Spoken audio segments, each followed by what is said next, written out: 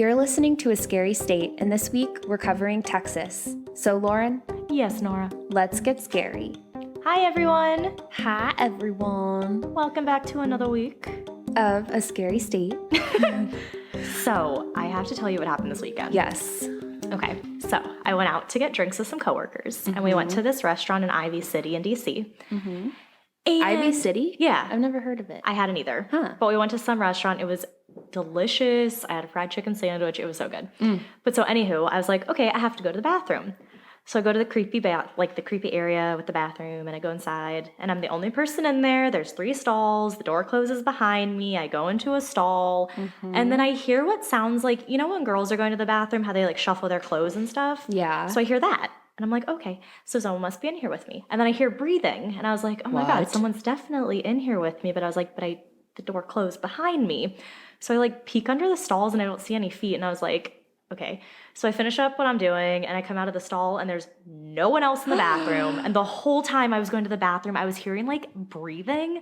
And so I washed my hands super quick. I ran out of the bathroom. And I told Joe and the people I was with, and I was like, I am not a fan. Oh, my God. And the whole time we're in there, too, Joe asked some of the friends, they were like, oh, is there like an upstairs to this area? And they're like, oh, no, there's like an outside. And Joe's like, oh. And I was like, why did you hear the stuff upstairs, too? So above us, it sounded like things were being dragged. It was just really... What the heck? It was super creepy. Okay, the bathroom one, I was like, maybe she was a little tipsy. No, it was like at the beginning of the day. Oh, like, that's or the night, I guess. I hadn't had anything to drink yet. It was very scary. Oh my gosh. I hate situations like that. And it was just one of those things where it just like the breathing sound. I'm not a fan. It could have been like the AC or something, but we'll just know. say it was. Yes, the creepy breathing AC. The moving around upstairs was just God moving around furniture. Okay, we'll go with that. Right above the bottom. I know, right? Okay, so before we start talking about the state facts for Texas, I did want to quickly acknowledge the fatalities that happened at Astroworld in Houston. There were 8 confirmed deaths at Astroworld, but I actually found this guy's Instagram who was there, and he said that there was definitely many, many more than that. So I think that more information is going to come out in the news soon. But I'm just hoping that they get to the bottom of what happened and that it doesn't happen again. That's so scary. It's so scary. And, you know, I feel I've been to a concert where I felt claustrophobic, but this, oh my gosh, I went down a rabbit hole of watching videos. This was 10 times worse. Yeah, it was the worst I've ever seen, obviously, because there was deaths. Yeah. But just praying for their families and hoping that, you know, this never happens again. Yeah, and then everything comes out and we can kind of see what's going on. Yeah, definitely. So want to get into the state facts? Yes. Okay, all right. Cool. So Texas, nicknamed the Lone Star State, joined the Union on December 29th, 1836, and became the 28th state. Texas got its name from the Native American Caddo word Teshas, which means friends or allies. This plays into the state's motto, which is literally friendship. Like their whole motto is friendship. That's cool. So some weird laws. It is illegal to sell your eyes. Wow, that's going to come into play later. Before committing a crime, a criminal must give their victims 24-hour notice. It can be given orally or in writing. And so you got to let them know if you're going to do something bad to them. Huh. In Clarendon, another place that has multiple states, it is illegal to use a feather duster to dust any public building. And if you are standing, it is illegal to take more than 3 sips of beer at a time.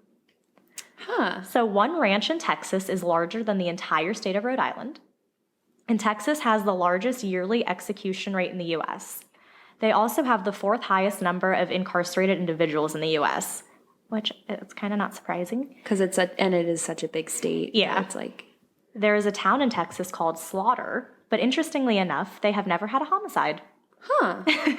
And then the movie The Texas Chainsaw Massacre was filmed in Williamson County, which is now the Round Rock area. The house used in the movie is no longer in that location, but the actual house has been moved to Kingsland and is now a restaurant called the Grand Central Cafe. So you can now go have some food at the house that Leatherface and his family lived in. Well, the movie characters anyways. Yeah. And according to research from Radford University and Florida Gulf Coast University, Texas is in the top 2 states with the largest number of serial killer victims at 893 since 1900. Oh, boy. Texas also has 15 identified serial killers and 1 unidentified serial killer. So, Nora, how do those state facts relate to what you're talking about? So in 1988, a woman named Rhonda Bowie, who was a sex worker in Dallas, Texas, was found murdered. Detectives examined Rhonda's body, and it was clear that there was foul play involved. Then another murder took place in Dallas on December 13th, 1990, when a woman named Mary Lou Pratt, age 35, was found deceased. She had been shot in the back of the head, but unlike Rhonda, her eyes were cut out of her body. Excuse me. Yes, and had been dumped in southern Dallas County. Mary was also a sex worker. The Dallas pathologist who examined Mary's body, her name was Elizabeth Peacock, and she stated that Mary's eyeballs were removed with such precision that when her eyes were shut, it appeared that her eyeballs were still intact. Oh. Isn't that disturbing? Yes. So the news kept this detail of mutilation out of the media in order to prevent mass hysteria. But whoever did this was quickly dubbed the nickname the Eyeball Killer. Elizabeth said that it was the first time she had seen anything like this, and unfortunately, it wouldn't be her last. Oh, no. Yeah. Less than 2 months later, a woman named Susan Beth Peterson, age 27, was shot in the back of her head with her eyes cut out again, and her body was dumped in southern Dallas County again. She was also a sex worker. It was almost the exact same scenario as with Mary Lou, and their bodies were found less than a mile apart, so definitely a pattern there. Police speculated that the person responsible wanted people to see what he had done. And now there were different pathologists that examined these bodies. Even though it was southern Dallas County, it was like getting sent to different locations, but they all communicate with each other, so they knew there was a pattern. Okay, finally. Yeah.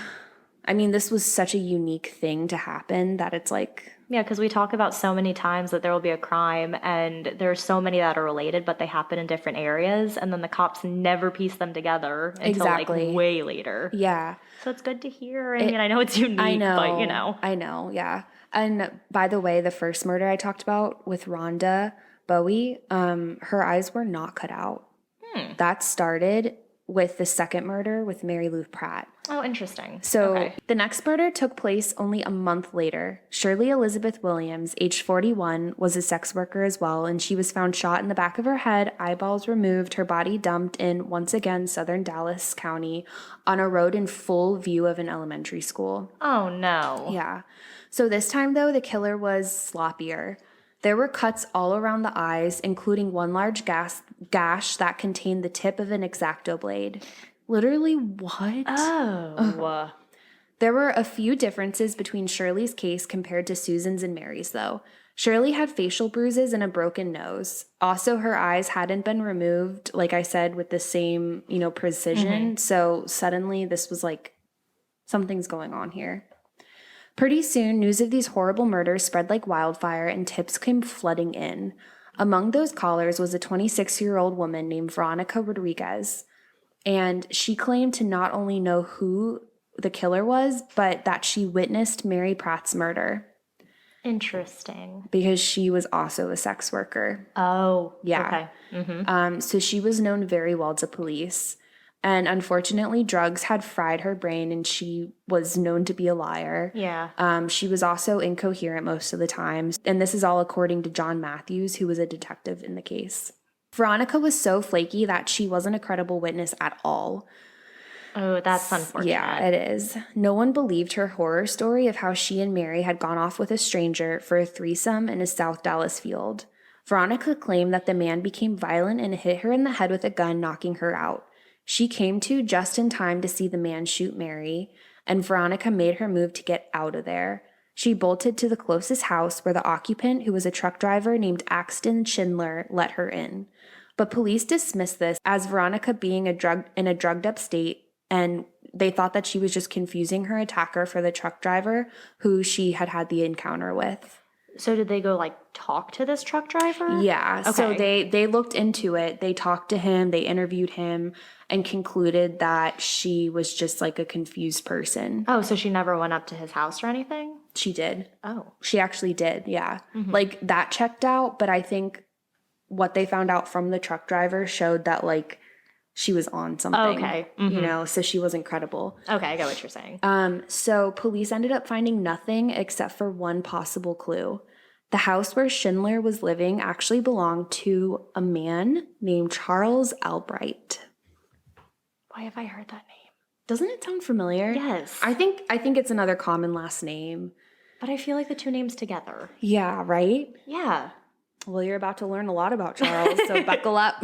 I am ready. So Charles Albright was born on August 10th, 1933 in Amarillo, Texas. That was fun. He was adopted by Fred and Della Albright. As their only child, Charles was given a lot of attention, which is like wonderful for him since he was adopted, and he would be dressed in girls' clothes and given a doll.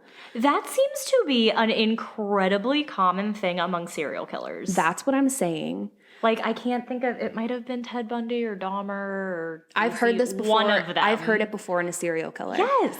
And like the mother overall, his mom, Della, was just very, very protective of him. Like obsessed with him pretty much, doted over him, very protective. So that had to have had some sort of effect on him. Yes. And his aunt. Well, if she was like that, that could be why the sex workers is his main focus. Okay. If it's him. Oh my gosh, if it's him. So he was an impulsive child and would always manage to get out of the yard. So his mom, Della, would search the fence after he disappeared and would find no openings. But she later learned that he would wait for people to walk by and would ask random strangers to lift him over the fence. Oh my God. Which is, there's so many things wrong with that. Like, why, if you were walking by a fence and a child asks you to lift them up, I'd be like, "Where's your mother? Get away from me!" Like, what time is this though? Like the 40s? This is like the late 30s, like early 40s. So I mean, feel like people back then were like, you know, we're all a town. Yeah, you know, that's very true. It could have been a different time. Oh my God! But dang, like, right now, if you were seen lifting a child over a fence, you would be in jail. I know. Oh my God, I can't even picture I know. it. So this part, literally, I was researching this and I could not hold it together. Della ended up tying him to the porch to keep him away from the fence. Oh my God. Like a freaking dog. Like a dog getting out of the fence. That's so sad. But like, Della, oh my God. like, how about you watch your son, Della, instead like, of freaking tying him to the porch? Don't let him go outside. I don't know. Yeah. But then that also sounds really bad. I know, but for him to be able to ask a stranger to get out in that time period, you should have checked on your son. Like, yeah. Where are you, Della? So anyways, eventually Charles was given his first gun. I could not figure out what age this was, but he was young. Yeah. Like, I'm thinking 9 or 10 based on the timeline. Oh, that sounds really safe. Yeah, right? So anyways, he began shooting small animals like squirrels and rabbits. Good. What is this considered? A red flag. Oh. Nora mouthed it to me. I was like, what? But he tried to justify this behavior by saying he wanted to become a taxidermist, and with his mom Della's help, he learned how to skin and stuff animals. Della even enrolled Charles in a mail-order taxidermy course. Mail-order taxidermy course. Yeah, so I think like it mails him the course and the supplies. I was like, what is this, like a mail-order bride? But it's a taxidermy? Yeah, it was so weird. Huh. So through this course, he learned how to pop an eye out of its socket without damaging the surrounding tissues. Oh, that sounds familiar. Mm-hmm. But the family couldn't afford expensive glass eyes for the stuffed animals, so Charles would finish his taxidermy pieces by putting black buttons in the animal's eye socket. Like Coraline. Mm-hmm. Ew, that makes it even creepier. It is. Police would later credit this experience in his childhood to Charles's obsession with eyes. Mm-hmm. And as a teen, he did do some normal stuff with his mom other than being tied to the porch. I wrote LOL. It's not fun. It's not actually funny, but like, come on, it's like ridiculous. He helped his mom with her real estate business, which seems to be one of his few normal experiences growing up with Della. Okay. So at least he got that. Yeah. I don't know. We're stretching here. Charles seemed to grow up very quickly. There's no doubt his parents had a hand in that by doing things like giving him a gun.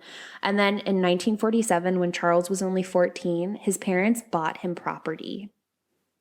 Okay. Like, I don't know what he's doing with that, but... I like property at the age of 14. I know. I feel like that's illegal now, though. I feel like you're not allowed to For sure. own property. I know. So a year after his parents bought him the property, he went into town and had sex with the local sex worker. At 14? Yes. Okay. According to a source, I don't know if this is true, but she gave him crabs. Yeah. Oh. So this boy is like off on his own, like doing whatever he wants. Like, it is insane. Very much caring for himself. Oh yeah, for sure. So his troubled childhood didn't end there though. At 16, he stole $380 from a cash register. And after a police investigation, they found 2 handguns and a rifle worth over $111, which is about $1,200 today. Wow. Yeah. That's a lot. Yeah. That's a felony. Yeah. Finally, after years of Charles's bad behavior as a teen, at age 17, he was sentenced to prison for theft and receiving stolen goods from that cash register robbery the previous year. Yeah. He ended up serving 6 months of a 2-year term.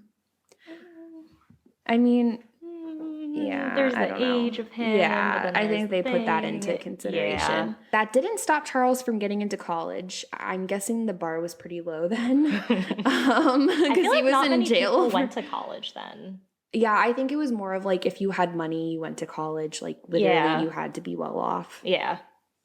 So when Charles was still 17, and this was right after he got out of prison, he began school at Arkansas State Teachers College.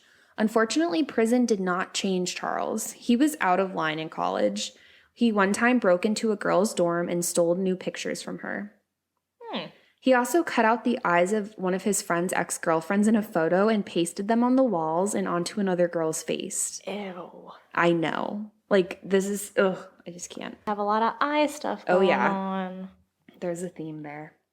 But Charles did manage to have a love life. Around age 20, he dated a woman named Betty Nestor, who was considered a prim and proper young lady. She worked in the president's office at the school, and Charles was not a good influence on Betty. Mm-hmm. He apparently tricked her into stealing keys for all over the college and used them unethically to do bad things. He would steal and just be overall creepy. And apparently he tricked Betty, so I'm thinking he told her to take them for other reasons and then lied. She was probably super naive. Yeah. But Charles ended up marrying Betty, and she went on to be a high school teacher. Oh, wow. Mm-hmm. They would go on to have a daughter together. So now let's talk about Charles's career. Unfortunately, he had a very hard time keeping a job for more than 3 months. His job varied from being a bullfighter, which he mainly did to show off to his friends. A bullfighter? It gets even more random. He also tried styling hair. Okay. Manufacturing baseball bats. I wonder what the job market is for baseball bats. I know. And he was a designer for a company that made airplanes. Okay. Literally the most random things ever. Like, I'm sorry, but if you are a bullfighter, like, I don't know if I don't want you building the airplane that I'm about to fly in because it's so different. Like, or cutting my hair. I know, right? So he ended up getting expelled for stealing a bunch of equipment from the school before he graduated, by the way. I forgot to say that earlier. Mm-hmm. But he did end up getting expelled. Okay. So all of these random jobs are like as a result of him not finishing school. Yeah. Like he just did random stuff. Exactly, bounced around. So when Charles was 34, he even forged papers from the college and changed his grades to A's and B's and gave himself a bachelor's and master's degree. Dang. Yeah. I mean, that shows he's smart. He is. You know, and like efficient with what he wants to do. Yeah. But he did get caught, and 2 years later, at age 36, he was sentenced to 3 years of probation for forgery and altering official records. Dang. And he also had gotten jobs, because this was after he bounced around. He got jobs and received academic recognition for the jobs, and so he got more money. Oh, no. Because of that. Yeah. So he's totally like... Because back then, having a degree actually meant a lot. I know, yeah. Now they're like, oh, you have a degree, that's nice. Yeah, but his wife, Betty, was so over him at this point, she separated from him. Oh. By now, it's 1975, and he's 46 years old. Over the next 2 years, he's arrested a few more times for stealing other things. But in 1981, when he was 48, his crimes stopped being just theft. He was accused of molesting a 9-year-old girl. Ugh. And it was the daughter of a family friend of his. Of course. I know.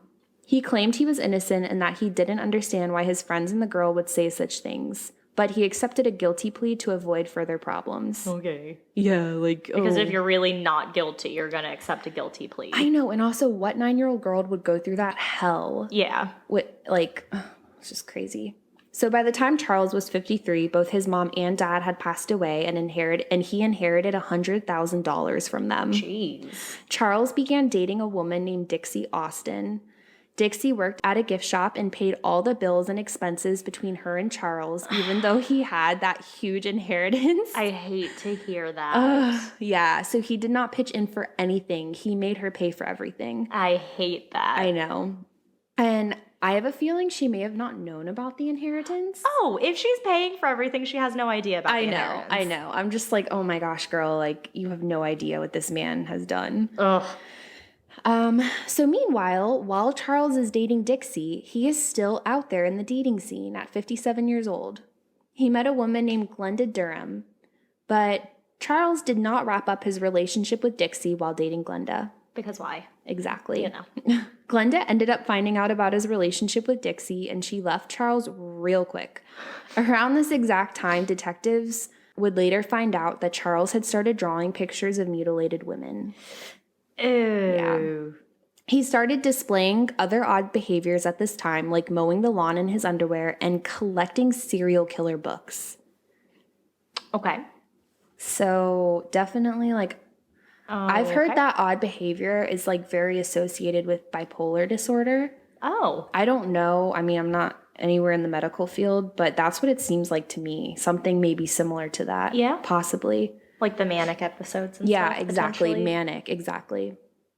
So at the very end of that same year of Charles's relationship with Glenda ending and his super odd behavior ramping up, the 1990 murder of Mary Lou Pratt occurred. So, who we discussed at the beginning. And also Veronica, who I mentioned had come forward at the beginning, was not the only one to speak up. Oh, good. Yeah. Well, not good, but like good. At least because she wasn't credible. Yeah. A woman named Brenda White, age 37, who had been a sex worker for 20 years, claimed that one of her clients had tried to kill her. That is such a scary job. So scary. The only reason she made it out alive was because she carried a can of mace. Yes. Yes, I thought of you, Lauren. I have nice pink pepper spray on my keychain. Both Veronica and Brenda described the attacker as a mid-aged man with salt and pepper gray hair. And police had already had their eye on Charles because he was always getting into trouble. But with this description of him, they decided, like, the consistency, they had to look into him. Okay, good. And then the thing that kind of tipped it over the edge was that Veronica and Brenda were able to pick him up out of a photo lineup. There it is. Yep. Finally, in March of 1991, Charles's home was raided by police. They searched his pickup truck, which they found had been stolen from Chevrolet in 1988. Like 3 years earlier, he stole this car. Charles was taken in for questioning and was interrogated for 7 hours, but unfortunately, none of the evidence from the home linked Charles to the murders, at least not at first. So Shirley Williams, who is the 41-year-old woman who was murdered, police found her coat at the crime scene. They recovered hairs from the coat, and after examination, it was determined to be squirrel hairs. Now, some places said squirrel hairs, some said dog hairs. I'm not sure what it was. Interesting. But they did find little hairs on her coat. Okay. So That's really odd. Yeah.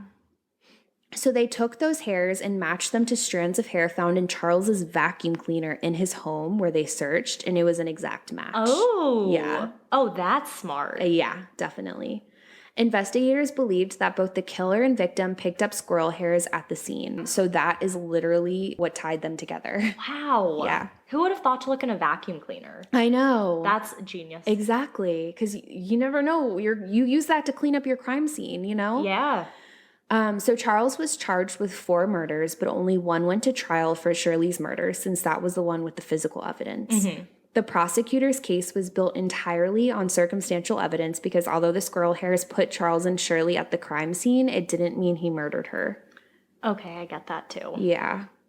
But still, in December of 1991, the jury found Charles Albright guilty of Williams's murder, which meant a life sentence. Okay. So at the end of the day, there was an excellent, circumstantial case against Charles, but the evidence was slim. Mm-hmm. So many people actually believe that he was wrongly convicted, and that's what I was reading in my research. Oh, wow. We'll never know the truth because Charles passed away in prison last year at the age of 87. Ew, last year. Yeah, Dang. very, very recent. And I was thinking so much about this case, if I thought he was guilty or innocent. And I was innocent until proven guilty, but he denied ever having met any sex workers before.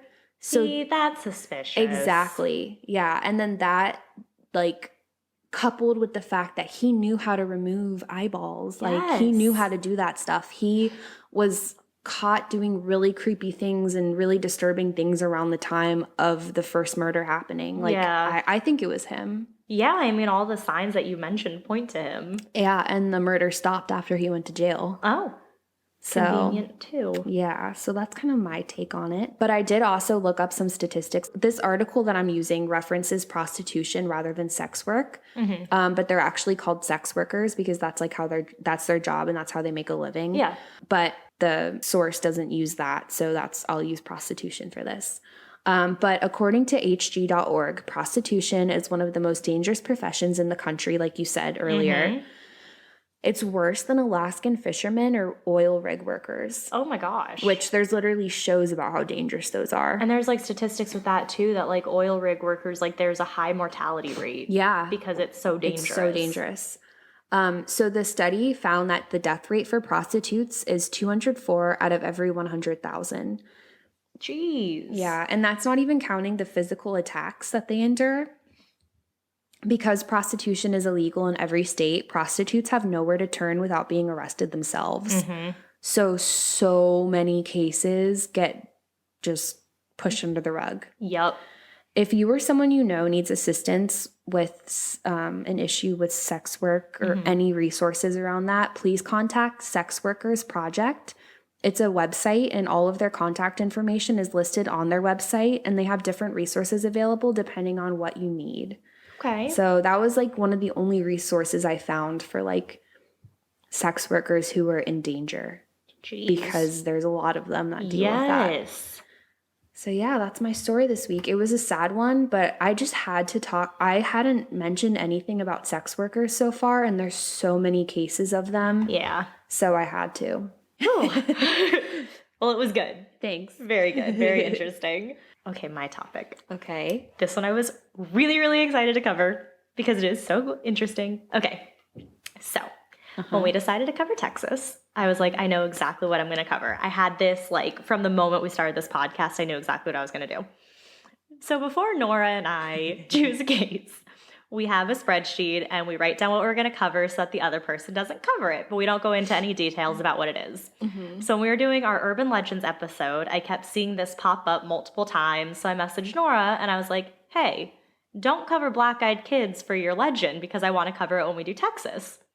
And Nora goes, okay, I won't cover Black-Eyed Peas. I mean kids. Black-Eyed Peas is a band. Ha! It was so funny. So, what I'm covering is Black-Eyed Kids. Let's start off with a typical description of what these things are. Uh-huh. So a Black-Eyed Kid looks like a typical child. They're usually between the ages of 6 and 16. They'll come up to your car or home or other place that you are inside of, and they'll ask you if they can come in. They only appear at night, and they may ask you to use your phone or your bathroom, but they will insist that you let them inside. Just like vampires, they can't come in unless you invite them in. A lot of the time, they will be in outdated or drab clothing like blue jeans or a hoodie or old-fashioned, seemingly homemade clothes. They seem to speak in a way that makes you think whatever language they're speaking isn't their native language. Bizarre electrical phenomenon also occurs around them, like lights going out or garage doors randomly opening. Ooh. Everything will seem normal about the kids, but the person who has been in contact with them will get a feeling of intense dread or extreme unease. Unsure why the person is feeling this way, they will be very hesitant to help the child, but something is always off about the children. And it may take a little bit of time for the other person to realize what it is, but once they see it, they can't unsee it. The child has pitch black eyes, no irises, no whites in the eyes, just pure pitch black. Sometimes it's reported that the children have talons as feet, but most times they don't. There are different thoughts of what these things could be, and speculation varies from UFOs, aliens, vampires, and of course, demons. Some believe they come from the ancient Iroquois Indian legend of the Otkin. The Iroquois people believe that the Otkin is a dark power that can take over children. An evil one would then mate with a human female, who would then produce a black-eyed, chalky-skinned child. These black-eyed children would be killed by the tribe shortly after birth and then burned in order to stop them from resurrecting. If a child was wandering alone in the woods, they could also be taken by the Otkin and would reemerge with black eyes and pale, chalky skin. They would be acting nervous and would continue to repeat themselves. Their goal would be to destroy the tribe and infect everyone with the Otkin. And apparently these entities are more likely to come to people who know them or what they are, so you're welcome now that I told you about them. I hate you. I was talking about this at work because I was researching this topic a little bit at work and like reading stories. And I told one of my coworkers, I was like, you want to hear about black-eyed kids? And he was like, okay. So I told him, and then I was like, oh, by the way, now that you know about them, you're more likely to see them. He's like, Lauren, why? I was like, I had to tell you. So then we get this newsletter every week, and part of the newsletter, it'll just list like, you know, what's going on in our unit and everything. And then it'll be like fun facts. So in October, it talked about like urban legends, and one of them was black-eyed kids. So when I read that, I was like, everyone, you're welcome. This just mentioned it. If you want to know more, I got you.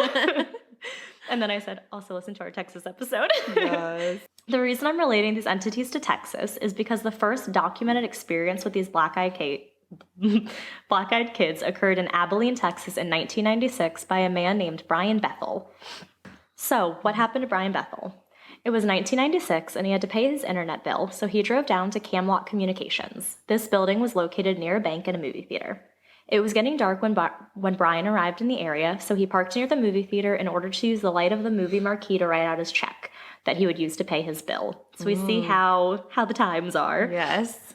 The bank was closed, so he was planning on dropping the check in the night drop slot. Being so focused on writing his check, Brian never heard them approach. That's when he heard a knock on his door. 2 young boys stood outside of his car. They were between 9 and 12, and each were dressed in hooded pullovers. Brian described one as being a somewhat suave, curly-haired young boy with olive skin. The other boy was red-headed, pale, and had freckles.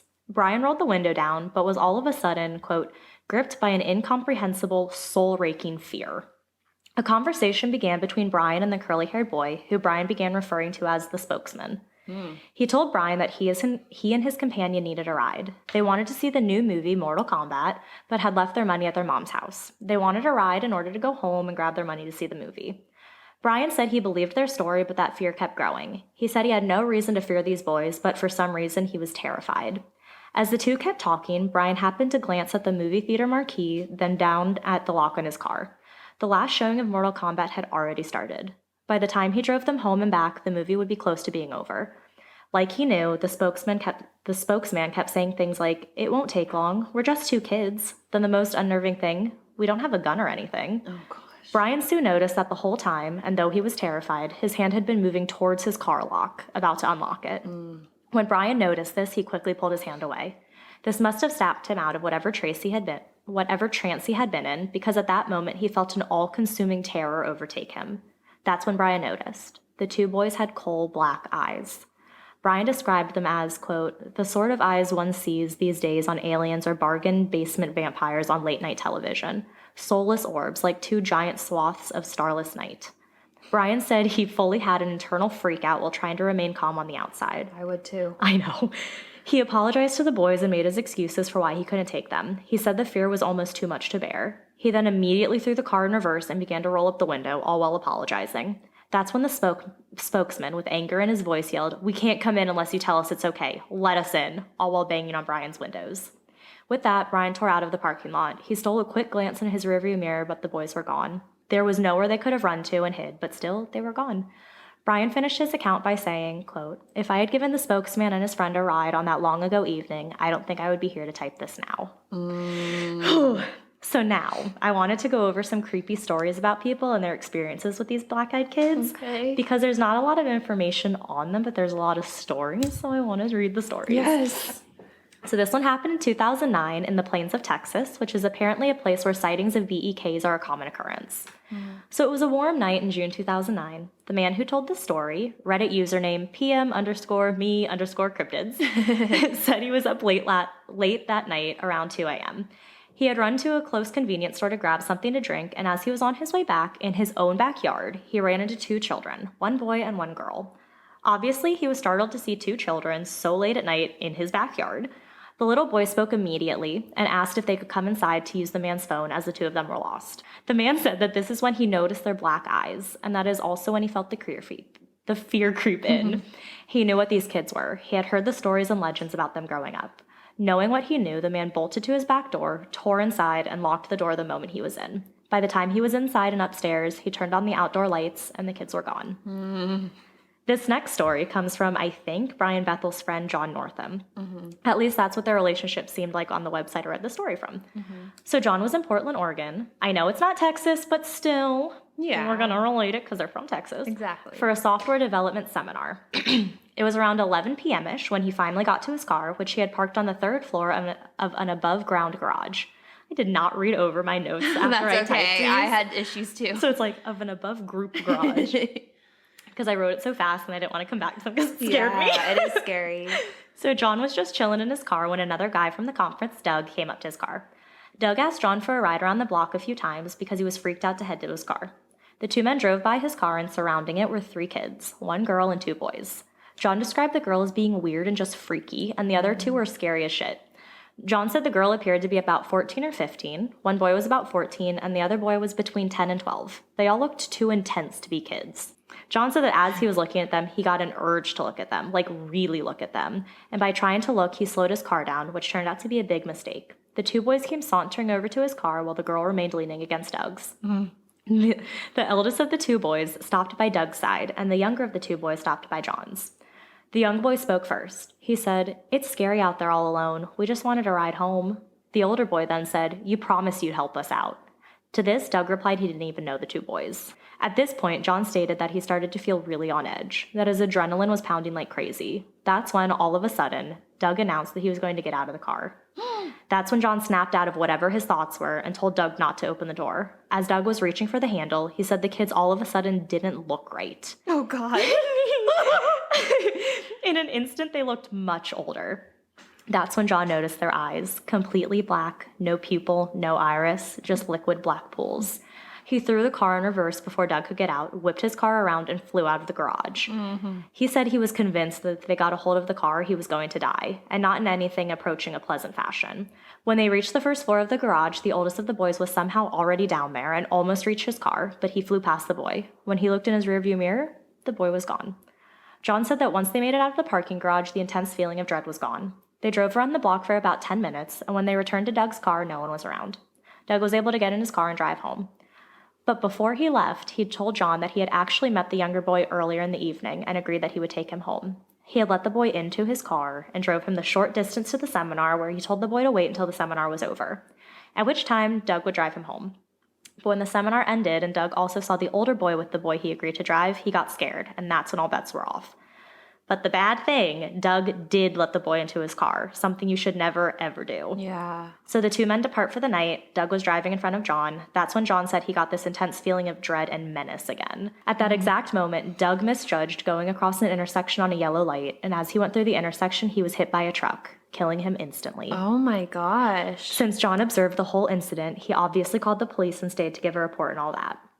But he started to feel very exposed and freaked out, so he looked around. He saw the 3 kids standing just 2 blocks away. No. I know. Another super creepy story out of Vermont. Again, BEKs are in Texas. But they're from Texas. So it fits. Yeah. In January 2016, an unnamed woman made the horrible mistake of letting one of the BEKs into her house. Oh, poor So I woman. heard this story a long time ago, and I just remembered this story. So I was like, when I found it, I was like, I'm including it. What if the BEK, was that child in my story who was trying to get over the fence? And our stories tie together. With the black eyes. Yeah. Well, when I saw that you were doing, the eyeball killer, I was like, black-eyed kids, eyeball killer. We're going to a lot of eyes this night. For real. So living in Vermont in the winter, the weather can be intense. This particular day, it was blizzarding, and the woman heard a loud knock at her front door. The woman, thinking that someone had been in an accident, went and answered the door. She peeked out the window before answering and saw footprints in the snow but saw no vehicle in the road. She was understandably a little unnerved, so she went to wake her husband. The banging on the door continued, and this time the husband actually opened the door. 2 children were standing there, 1 boy and 1 girl, both looking to be about 8 years old. But the weird thing is, the 2 children didn't appear to be dressed for the blizzard. Though the woman was very unnerved by their presence, she invited them into her house. And I feel like if I were in that situation, I would too. Yeah. Like, they're 2 little children. I know. And, like, you would kind of be a horrible person if you didn't. Right. Yeah. This one's a tricky situation because there's no way, like, even with that intense fear, that you could look at children and be like, stay out in the blizzard. You're fine. Like, you're a stranger, but you can just die in the blizzard. Yeah. You know? I feel like I would have let them in too. Yeah. But don't come at me. I know.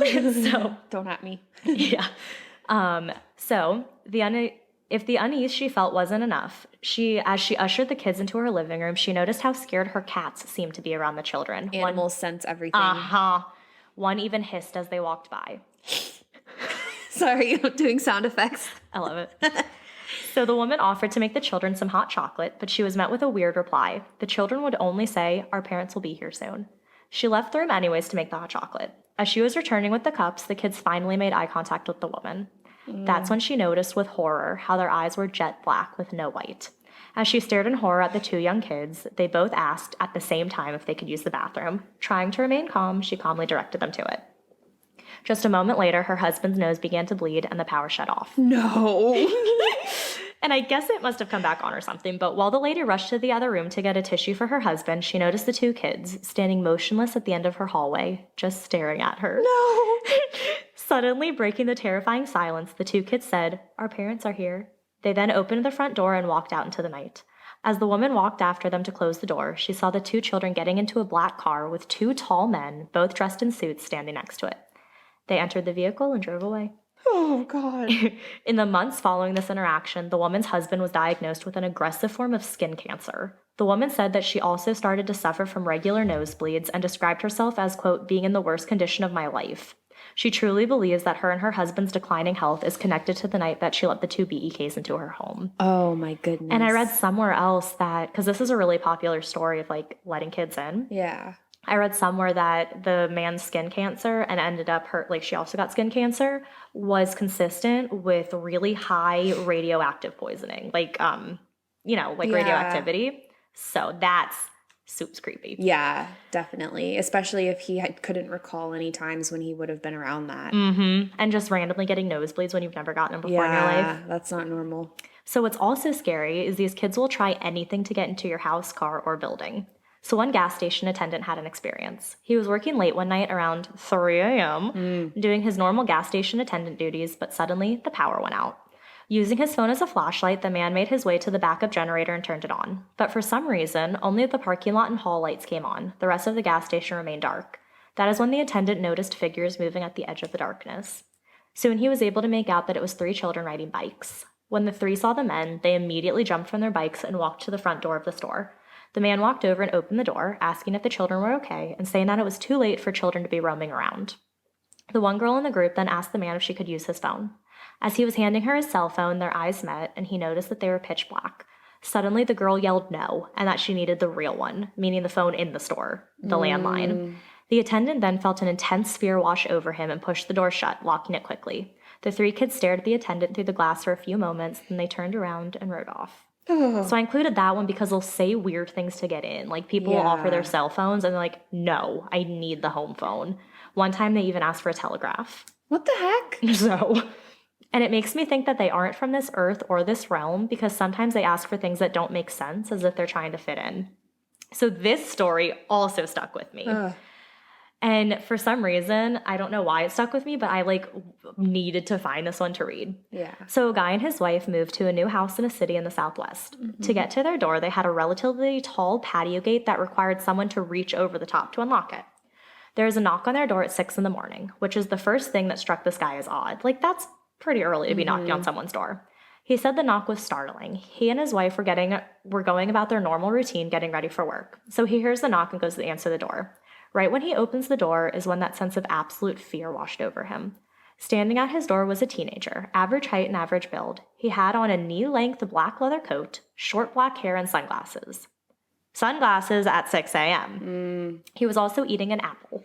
The teenager calmly asked the guy if he could come in and warm up. The man said no, and out of that inexplicable fear, closed the door and slid the security chain on. But then the teen knocked again. The man again answered the door, but this time with the chain on. The teen asked again if he could come in and warm up. Again, the man said no, firmer this time, and as he goes to shut the door, the teen puts his hand out to stop it from closing. He looks directly into the man's eyes, still with his sunglasses on, and goes, quote, "Can I at least get some ketchup for my apple?" "Fuck that," the guy replies. Then he says, "Get the hell out of here. My wife is calling the police." Oh my gosh. The teen stands still, then slowly lowers his sunglasses, revealing his pitch black eyes, and calmly says, "No, you won't be calling anybody." Finally, the man is able to close the door and lock it. He calls out to his wife, who is scared shitless and hiding in their bedroom. Seeing his wife like this, the man gets angry and is all jacked up on adrenaline, so he goes to the window, rips open the curtains, but no one is there. He walks out to the patio and checks the gate, realizing that the patio gate is still latched from the inside. Confused and thinking how effed up the whole situation was, the man turns back to enter his house and notices a half-eaten apple lying on the ground. No. So creepy. So, to bring us back to Texas, I found 10 different abandoned places that apparently are haunted by BEKs and where these freaky kids have been spotted. So they've been spotted at Tovia High School in Tovia, Texas, but also the whole town has reported seeing these kids roaming around the streets at night. Walnut Ridge Mansion in Gonzales, Texas. This is supposedly the house of 2 BEK siblings who wander through the town, knocking on people's doors at night. Apparently, if they are refused entry into the home, they will climb onto the person's roof and scrape their fingernails against the shingles for hours. It's just Santa in his sleigh. Yeah, in June. I know. Came early or late. One person who lived in this town contacted a psychic about these kids. Oh my god, I spelled psychic wrong again. The psychic told her that these children may be the souls of the loved ones who are trapped between heaven and hell. The Wreaked Theater in Fremont, Texas. A woman and her friends went to explore this abandoned theater. A child was sitting in the back row of seats, and when the lady got close, he lifted his head, revealing his eyes. He even said hello to her, inside her head. The El Paso Tin Mine in El Paso. A little girl BEK was seen in the mines. She followed a group around the mines, calling out the names of family members of the group. They immediately left the cave. The remaining locations have all had reports of BEKs being spotted inside. The Jackson Square Apartments in Amarillo, Texas. Baker Hotel in Mineral Wells. The Cistern in Houston. M House School in Corsicana. Yeah. The Hotel Ozona in Ozona. And the Abandoned Asylum in San Antonio. So I was reading about different experiences people had with BEKs, and I came across an experience someone had with a white-eyed kid. So pretty much all the same things as a BEK, but instead of their eyes being completely black, their eyes are completely white. Ooh. So not like the milky color, but straight full white. Like paper sheet white. Yeah, exactly. A man from Reddit in 2013 posted about his encounter with one. It sounded like your typical BEK stories with the fear, asking to be let in, paranoia, all that stuff. But pararational.com had an interesting explanation for this. They mentioned that they had watched a video that said that white-eyed kids come to the elderly and older people typically, and that their appearance is a herald that someone close to the person is dying or about to die. But pararational.com also said that they believe BEKs and WEKs are a type of demon. Demons' eye colors tend to indicate their status and what they represent. So based on the sin, the demon will have a certain eye color. So the sin pride, they'll have golden eyes. Lust is pink. Wrath is crimson. Gluttony is orange. Envy is blue. Greed is green. And sloth is purple. And each specific eye color means something. So white-eyed demons are the demon chiefs of staff. Yellow-eyed demons are the demon army generals. Red-eyed demons are the demon deal makers. So that's like your crossroads demon and stuff. And then black-eyed demons are the soldiers, thugs, henchmen, and minions. Ooh. So if we go off of this, BEKs will be more common than WEKs, which does make sense if you look at the number of encounters people have had with each. Like I only read one about white-eyed kids and read a ton about BEKs.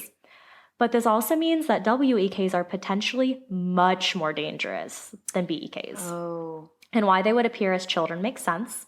People are more likely to trust children and be more willing to help a child, something demons already know and most often already use to their advantage. So if you hear a knock on your door at night, it may be in your best interest to just ignore it. And that is what I will do. I was at home the other day and Joe had just left to go to the grocery store and someone knocked on our door and I thought it was him like not wanting to fumble with his keys because he like forgot something. So I looked out my peephole, but I didn't see anything. So I opened the door because I thought it was an Amazon package. Yeah. And there was a man standing like a couple steps down. So like out of my view of my door. And he asked if someone lived at the house and they said no, but and he was like, oh, so-and-so doesn't live here. And I was like, no. And they left. And I was like, oh my God, that was so creepy. So I went back to my phone and I was on Facebook. And one girl was like, I don't open the door in fear that it's going to be a BEK. And I was like, I didn't even think of that. And so now I get to drive home alone in the dark back to my house. Oh my gosh. But I was doing these notes at work. Some of them I was reading. Yeah. And I like all of a sudden got really, really nervous. And I got like this really weird feeling and I felt really off. And I was like, I'm going to stop. Yeah. I can't do any more of this right now. So I picked it up the next day at work and it happened again for a little bit. Like I only did it for like 20 minutes or something. But it picked up again and I was like, we're done. We're good. Yeah. We've done the research. We're done here. So yeah, they're so freaking creepy. And I tell my family all the time, like, if a child comes up to you at night, you do not open the door. You do not let them call inside. the police. Like there were so many stories I read. Like this lady, she heard the knocking. She went up to go like answer the door because it was in the middle of the night. And she said she got that really intense feeling. And her dog was like growling and barking and freaking out. So she was like, oh, well, I'll show him. There's nothing out there.